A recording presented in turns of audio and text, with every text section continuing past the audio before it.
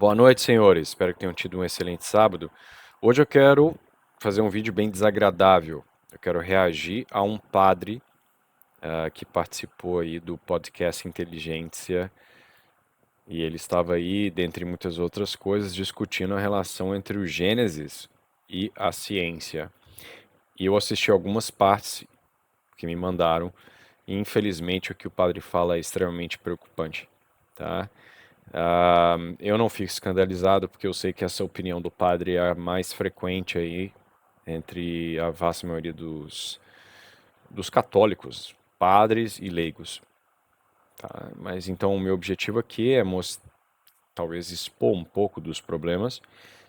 De forma alguma eu quero ofender ou ridicularizar o padre, mas é importante que a gente exponha esses problemas e os ataque diretamente, tá? Então, sem mais delongas, vamos reagir aí ao Padre Juarez conversando com o Rogério do Inteligência LTDA.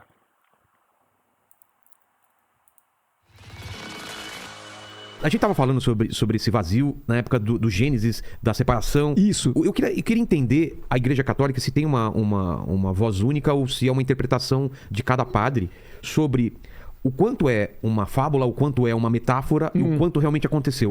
Existiu realmente Adão e Eva, existiu o paraíso, existiu o lance da cobra, existiu Sei. a árvore, ou isso é uma forma da gente entender o dilúvio, ou isso Sei. é uma forma da gente entender coisas sobrenaturais ou coisas maiores. Essa é a minha dúvida. É uma Olha aí, antes que o padre responda, essa pergunta do Rogério é extremamente válida e o fato de que ele a perguntou já mostra o problema, né? Eu imagino, eu estou aqui assumindo que o Rogério pesquisou qual é a posição da Igreja Católica a respeito do Gênesis e a respeito da evolução, por exemplo. E ele encontrou opiniões diversas. Então, o fato de que ele não sabe qual é a posição da Igreja em relação ao o primeiro livro da Bíblia e que ele encontrou provavelmente padres dizendo coisas contraditórias é em si mesmo preocupante e mostra a crise atual da Igreja Católica, né?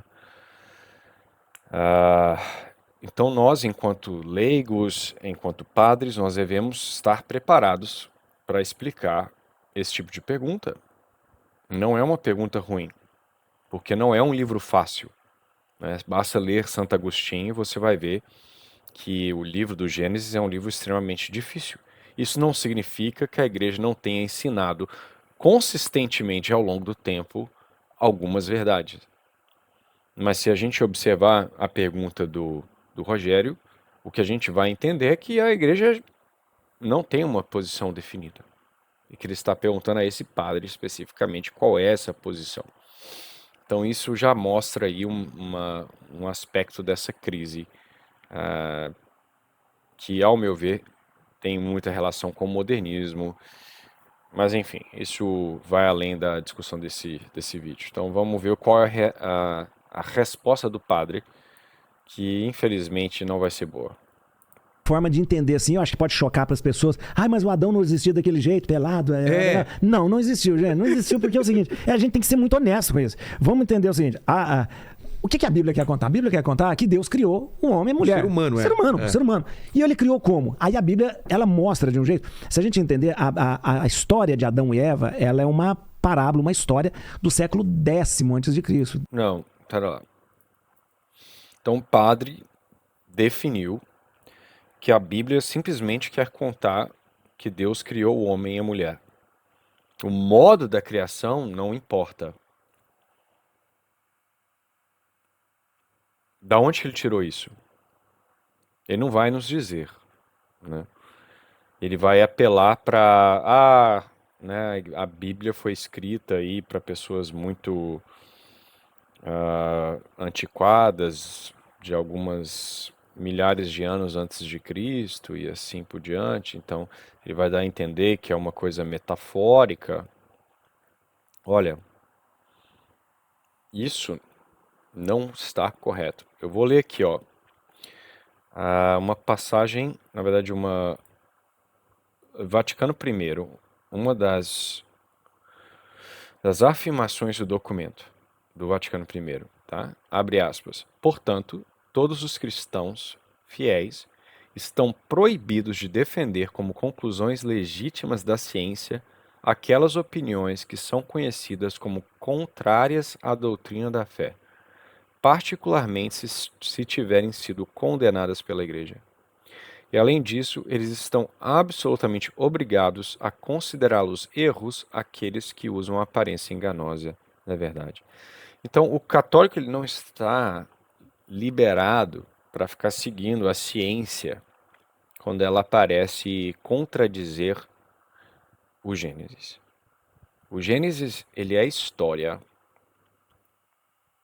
Ele não é uma parábola, ele não é uma metáfora, ele não foi escrito de forma metafórica porque as pessoas naquela época eram estúpidas e não conseguiam compreender uma verdade mais profunda. Se você não concorda comigo, a Comissão Bíblica de 1909, né, quando perguntada sobre a relação,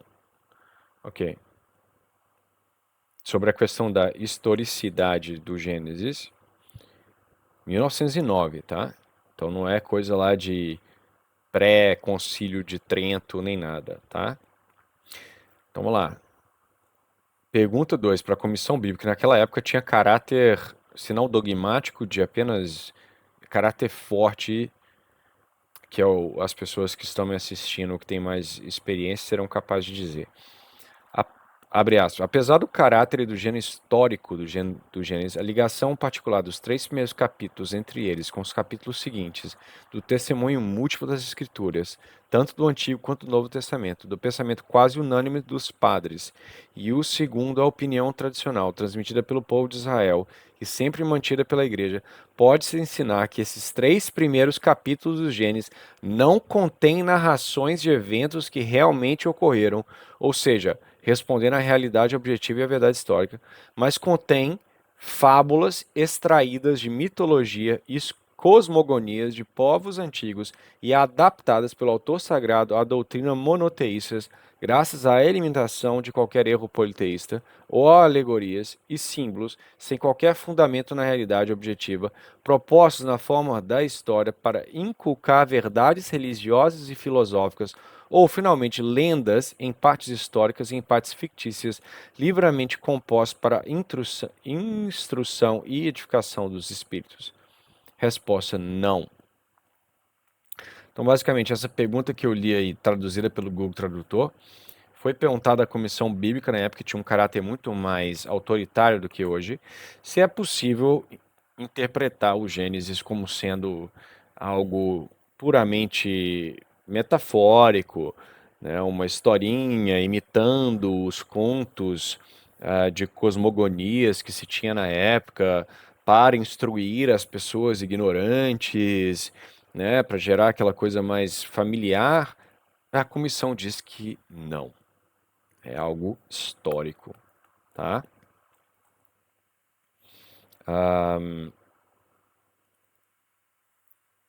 Inclusive, a primeira pergunta é: os vários sistemas exegéticos que foram concebidos e são apoiados por uma aparente natureza científica para excluir o sentido histórico literal dos 3 primeiros capítulos do livro do Gênesis, são eles solidamente fundamentados? A comissão disse não.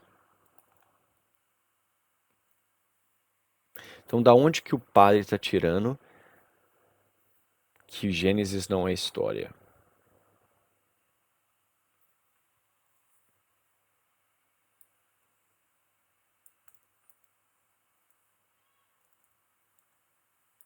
Então, se você pensa no século X antes de Cristo, não é muito tempo, não é muito tempo para quando o homem começou a existir. Nós temos um ancestral comum, Homo sapiens, que é de 200 mil anos atrás. Nós sabemos de onde esse Homo sapiens ele se originou, na África. Todo mundo sabe disso. Então, nós não podemos contestar isso, né? Na África, o Homo... Não podemos contestar isso. Então, o padre está dizendo que o ancestral do homem ocorreu há 200 mil anos na África. Eu acho estranho o padre dizer que não pode contestar isso, porque se você conversar com os evolucionistas antropólogos, eles vão divergir a respeito de onde se originou o homem. Até porque no evolucionismo não existe homem. Existe o processo evolutivo que gera populações variando ao longo do tempo.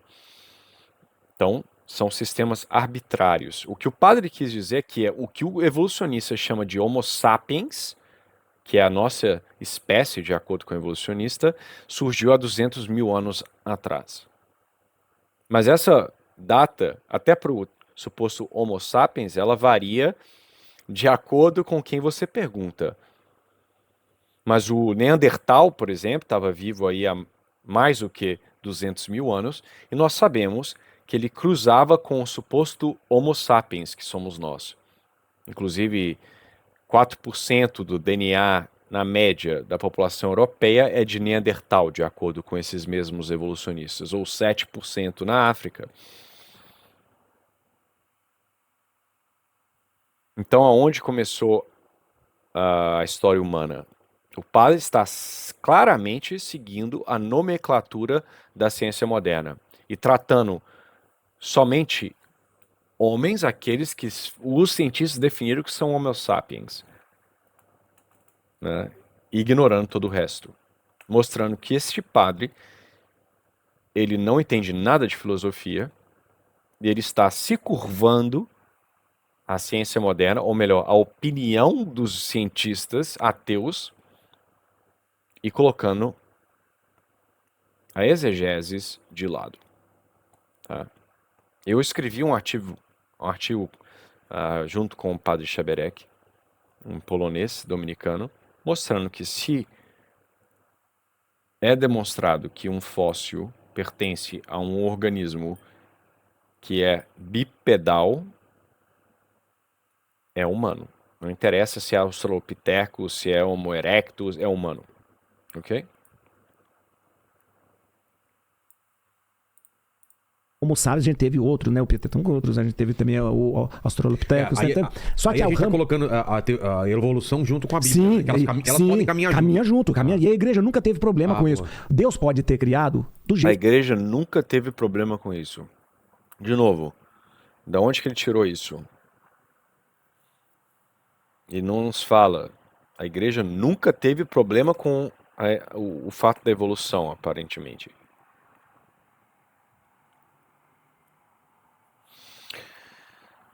O evolucionismo, ele nasce com os pré-socráticos, com a ideia de que acaso e necessidade conseguem gerar propósito. A igreja sempre foi contra isso. São Tomás de Aquino refuta, se utilizando da doutrina de Aristóteles, Empedócles, que defendia exatamente isso. Então, quem é que o padre está se espelhando para dizer que a igreja nunca se importou com o evolucionismo? Como que você consegue conciliar a ideia do evolucionismo, que defende que tudo, não há naturezas, que tudo se transforma em outra coisa, que o que existe são populações mudando ao longo do tempo, com a ideia de que Deus criou Adão e Eva à sua imagem e semelhança? Me diga.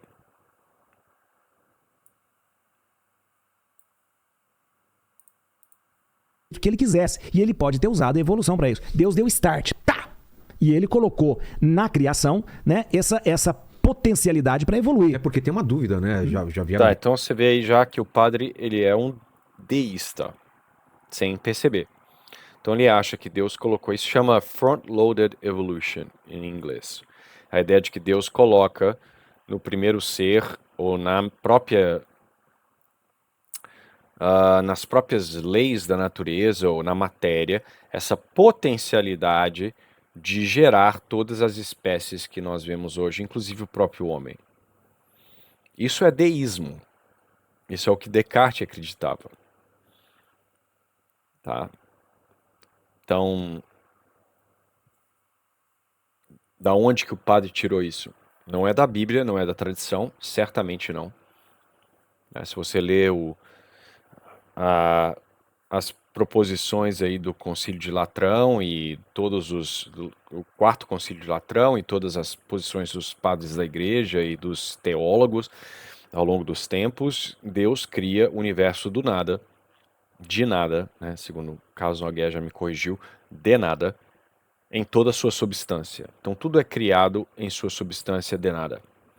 Essa é a posição da igreja. Não é Deus coloca a coisa aí, cria o universo no começo e a coisa desenrola, porque Deus colocou leis e potencialidade para a coisa desenrolar. Isso aí é deísmo. É o que levou às ideias de Descartes e Newton. Tá?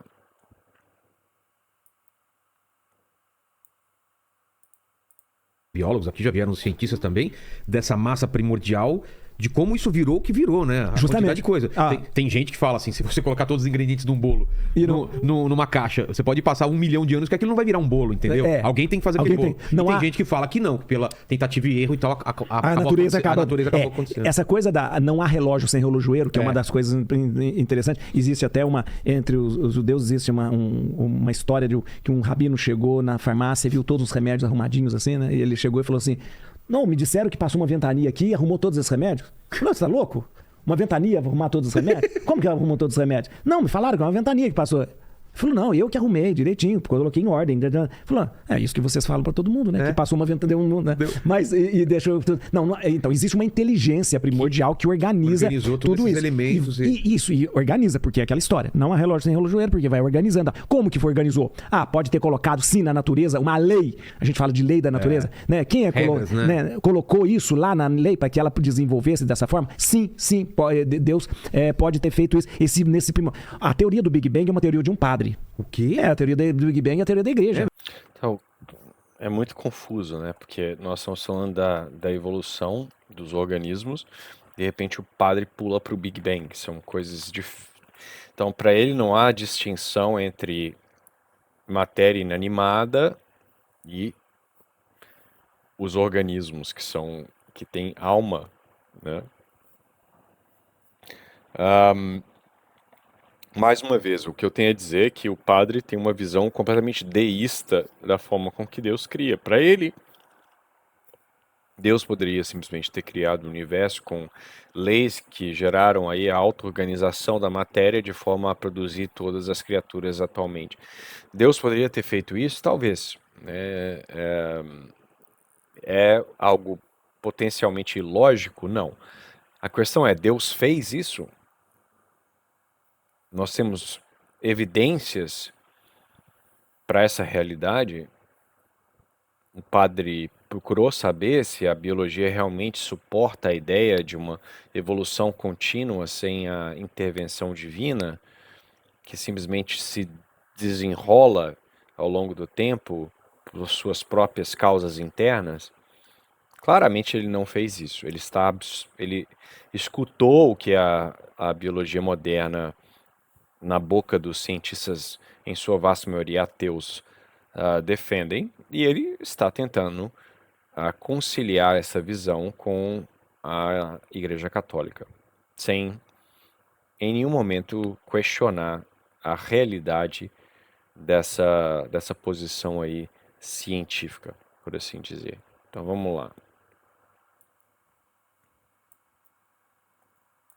É mesmo? O padre Georges Lemaitre, que é um padre belga, um padre belga, astrofísico. Então ele criou a teoria do Big Bang, da primeira explosão. Não existia nada e de Não existia repente nada, tem tudo. existe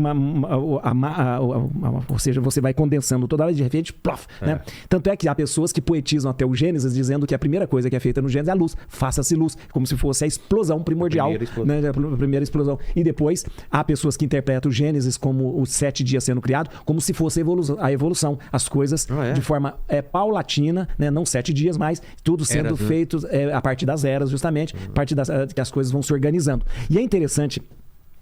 Então, o que é a Bíblia? A Bíblia não é um livro de ciência, isso é muito importante. Então você não pode procurar ciência na Bíblia, não é um livro de geografia. Não procura, porque você. Não é literal. Não é. E o paraíso era onde? Se você for ver onde o paraíso. Não, pera lá, a Bíblia não é um livro de ciência. O que é ciência, padre? Ciência é a busca pelas causas, o conhecimento da verdade. Como que a Bíblia não pode ter ciência? Eu entendo que o padre quis dizer aqui, é que a Bíblia não é um livro de ensino médio de ciência como a gente conhece hoje em dia, tentando descrever causa e efeito no sentido laboratorial de experimento controlado. Isso não quer dizer que tudo na Bíblia seja metafórico, que a Bíblia não contenha realidades científicas.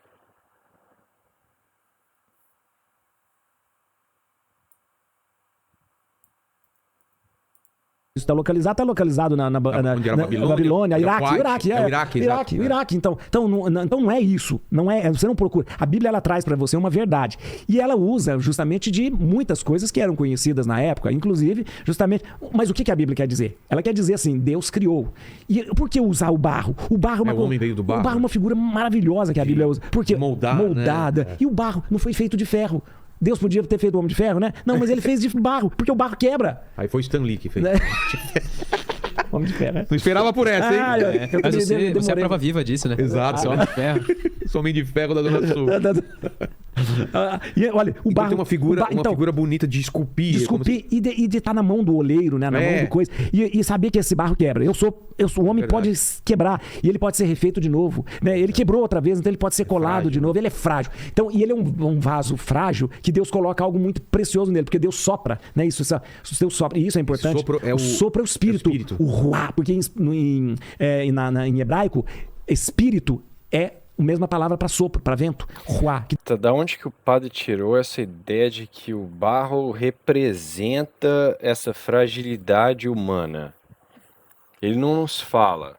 Eu desconheço e eu não sou especialista. Se alguém quiser colocar aí da onde que ele tirou isso, fiquem à vontade.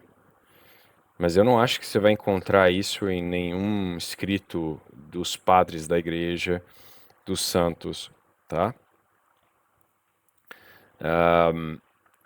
São Tomás de Aquino, que é o santo mais importante da igreja no que diz respeito à filosofia e teologia de forma geral, né? Ele é o doutor mestre. Ele não vê problema nenhum em Deus ter se utilizado do barro para ter criado o homem. Não de uma forma simbólica, mas literal. Inclusive, para São Tomás de Aquino, a evolução é impossível. Não porque ele sabia qual era a ideia darwiniana, porque ele não a encontrou na sua época, mas ele conhecia sim as ideias atomistas aí, evolutivas, através de Aristóteles, quando descreve o Epicuros ou Empedócles. Mas São Tomás diz que a criação do homem, ela foi imediata. Tanto a matéria como a alma, que o padre separa aí, né? Elas ocorreram simultaneamente. Porque para você dispor, para a matéria receber uma forma, ela precisa estar disposta àquela forma. Se você não conhece a filosofia aristotélica, você pode pensar da seguinte forma: pensa numa pedra muito dura e você está tentando fazer uma casa com um pedaço de pedra que não é moldável. Se você tentar fazer uma casa a partir de uma pedra que não permite aquele tipo de formato, você não vai conseguir. Você vai quebrar, tentar, né, martelar a pedra ali, ela vai quebrar e não vai se moldar da forma que você quer, porque ela não permite esse tipo de forma que você está tentando impor a ela. Então, para receber uma forma, a matéria ela precisa estar disposta a receber aquilo dali. O ferro, ele é moldável. O bronze, ele pode ser enfraquecido pelo fogo, tornar-se mais maleável para que você possa fazer uma estátua. Se ele não fosse maleável, se ele fosse duro apesar da temperatura, você não conseguiria fazer uma estátua a partir do bronze. Então, São Tomás de Aquino vai dizer que quando Deus cria os primeiros exemplares de cada espécie, a matéria ela não tem a disposição para receber uma forma que lá não estava. Então, a disposição da matéria, tal qual a disposição lá do metal para a forma da estátua precisa estar lá presente. No caso da criação, precisa ser simultânea. A disposição da matéria e a criação da forma precisam ocorrer simultaneamente. Então, para São Tomás de Aquino, Deus cria o corpo e a alma do homem simultaneamente e os coloca em um humano, né? Adão. Mas claramente o padre jamais ouviu falar desse tipo de coisa. Ups.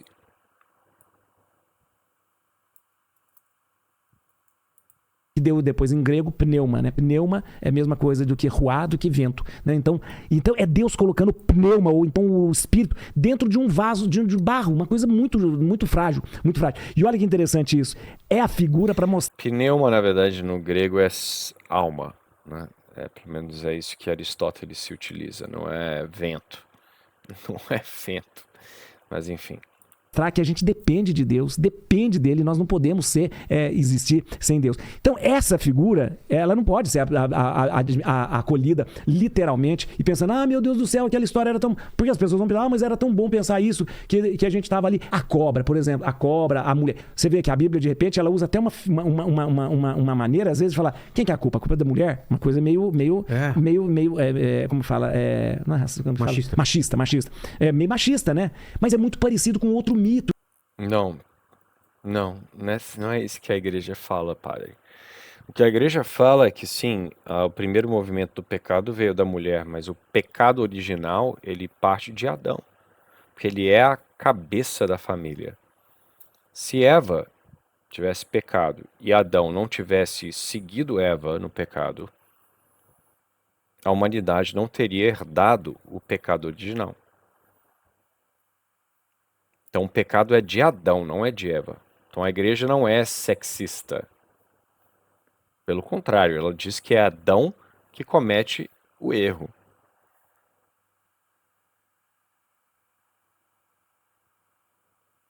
A não ser que você ache, padre, que o fato de que o homem é a cabeça da casa, que ele é a autoridade, que ele deve ser responsável, né, a autoridade de forma geral, é algo sexista. Então, o senhor não deveria ser padre, porque a gente chama o senhor de padre, que significa pai. Porque o senhor é a cabeça da igreja ali, da sua paróquia. Você tem filhos, o senhor tem filhos espirituais. Não é uma mulher. Então onde que está o sexismo nisso aí, né? Não é má interpretação dos fiéis, é uma interpretação do Senhor em relação à Bíblia e a tradição da igreja. Que existia da Pandora. Isso, que Pandora. A Pandora é confiada a ela uma caixa que ela não pode abrir. E a mulher então, todos os males. Então Pandora é filha de Zeus, né? Então ela abre a caixa e ela é responsável por espalhar o mal no mundo, a Pandora. Eva é mais ou menos isso, né? Eva e mesmo nome, Adamá e Isha, o nome Eva e Adão. Adamá, feito do barro, tirado do barro. Eva, mãe de todos os viventes. Então quando você olha a religião de forma lúcida, sem fanatismo, você vê que ela é muito bonita. Né? Deus agindo, né, de uma maneira muito natural, porque Deus gosta de agir da forma mais natural possível. Porque se Deus criou a lei na natureza e colocou a natureza, Deus gosta de usar aquilo que é mais natural. Foi Ele que criou tudo para que essa lei natural fosse funcionando. Então, a gente gosta muito de relacionar com Deus querendo milagre. Milagre. Abre o mar vermelho, abre aquelas coisas. Mas Deus sempre prefere o jeito natural. Ele já criou esse mundo. Ele já botou o mundo para funcionar dessa forma. Peraí, como assim Deus prefere o que é natural? De onde que o padre tirou isso? O que ele está querendo dizer com essa frase? Nosso Senhor Jesus Cristo, ele se manifesta através dos milagres, não através do natural. Fazer vinho a partir da água. Fazer Lázaro voltar à vida. Cadê o natural aqui? Isso é uma noção de evolucionista teísta, né? Que Deus é um arquiteto deísta que não precisa fazer mais nada. Ele cria tudo e deixa a coisa rolar. E fica de fora, observando. Isso não é o Deus católico. De onde que esse padre está tirando isso? Deus prefere o natural. Como assim Deus prefere o natural? Isso não faz nem sentido. O natural existe porque Deus assim o deseja.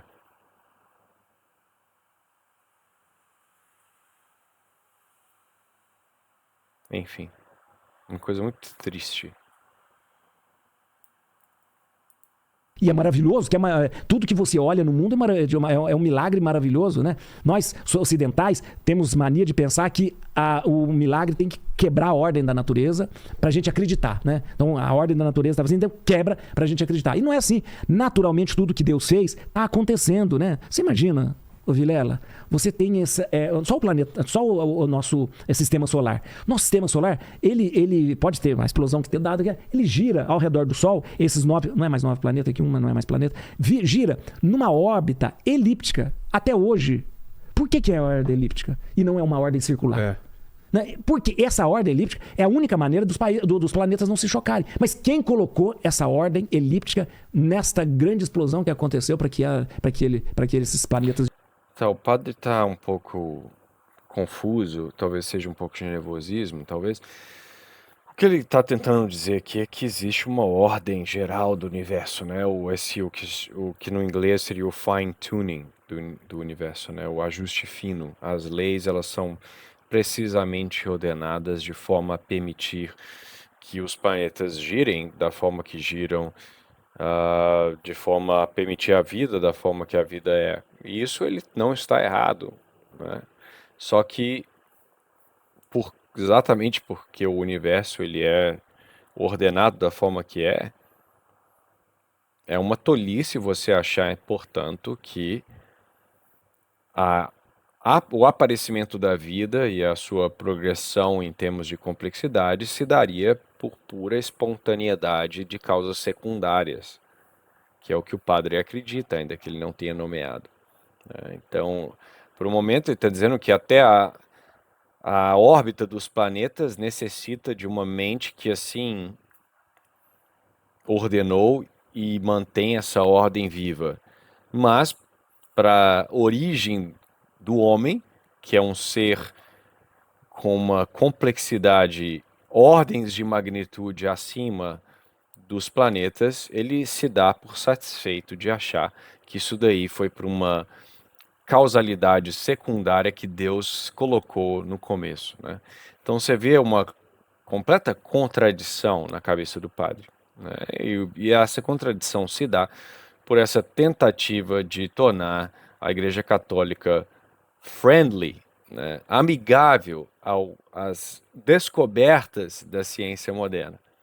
Então o padre está tentando, da sua forma aí, convencer as pessoas que o catolicismo ele não é anti-ciência, né? A ciência falou que o evolucionismo é verdadeiro, logo a Igreja Católica não pode jamais contradizer as verdades científicas, uma vez que Deus escreveu o livro da natureza e o livro da Bíblia, né? O padre esqueceu de se perguntar se essas supostas evidências da evolução, né, pelo menos aquela que argumenta, porque a evolução é um termo equívoco, né? Aquele teoria científica que diz que nós viemos aí das moléculas numa lama primordial é verdadeira, né? Mas enfim, vamos lá. Girasse. Então, essa inteligência primordial que organiza tudo isso não pode ser descartada de forma alguma. Mas a gente tem que ver isso de uma maneira mais natural e deixar de ver a religião, a fé, a Bíblia como um conto de fada, Porque, de repente, a gente não conversa mais com as pessoas porque as pessoas vão lá, vem, me conta outra, né? Vai falar isso. Não pode também levar só para conto de fadas e não pode ser literal. Não né? pode ser literal, tá não pode ser literal. E sabe, ela me traz uma verdade que é me trazida. Então, pera lá, então para o padre é mais importante agradar a mente dos modernos do que defender a realidade da Bíblia. Então, se a Bíblia parece conto de fadas para a mente dos modernos, nós devemos adaptar essa verdade e torná-la mais palatável para a mente do moderno, né? Você vê aí, o que o padre está dizendo é o que a gente vê, infelizmente, no meio católico, né? O modernismo. Vamos alterar a realidade para se adequar à nossa visão da realidade. Esse subjetivismo. Não, é bem assim. É uma coisa muito triste. Através de uma parábola, através de um conto, né? Para eu entender. Nós temos livro na Bíblia, nós temos livros históricos, coisas históricas que aconteceram e tal. Se você pegar o livro dos Macabeus, é pura história do helenismo. Você vai ver lá Alexandre Magno, você vai ler Rei Antíoco, você vai ler Rei Demétrio, Rei Alexandre Balas. Tudo que você estuda na história, você vai ver o período, a dinastia Aquemênida, a dinastia Seleucida, a dinastia os Macedônios. Tudo tá ali. Mas você vai ver livro na Bíblia também, que é um poema. Jó é um poema. O livro de Jó. Jó não existiu como homem. Ele não era. Não. Jó... É uma sacanagem fizeram com o Jó. Né? Então, olha aí. Nossa, eu sempre fiquei pensando. Deus faz uma aposta com o diabo pra ver, vou tentar lá. Vou tentar te sacanear. Vamos lá, eu quero ver até onde você... Nossa, cara, eu nunca entendi direito esse negócio de Jó. É um poema, e é um poema maravilhoso, Jó. O livro de Jó é um poema maravilhoso. Por quê? Porque ele dá uma rasteira nessa teologia da retribuição, que é uma perversidade. O que é a teologia? A teologia da retribuição é você assim, se você é rico é porque você é abençoado. Tá. E se você é abençoado, você deve dar bastante dinheiro para a igreja. Muito dízimo, porque você vai ser mais abençoado. Você é pobre, então você... Sabe por que você é pobre? Porque você não ajuda a igreja. Eu não sou teólogo, nem estudioso da Bíblia. Eu acho que existem diferentes interpretações sobre a questão de Jó, né? Alguns dizem que é realmente algo histórico, e outros dizem que é uma história, uma fábula para nos ensinar enfim, né, uma lição. O ponto aqui é que o padre está tentando se utilizar do fato de que existem diferentes, né, por exemplo, se você lê Sabedoria, é claro que ali a sabedoria, inclusive, em muitos casos, ela representa Nosso Senhor Jesus Cristo, mas é uma metáfora, correto? Mas o padre está se utilizando dessa variação que existe na Bíblia para tornar o Gênesis uma coisa não histórica. Mas como eu disse no Vaticano I, essa interpretação do Gênesis como sendo não histórico não é aceitável. Tá? Isso é uma questão de heresia. Tá? É uma tristeza o que a gente leu aí, escutou no caso do padre, né? Mas enfim.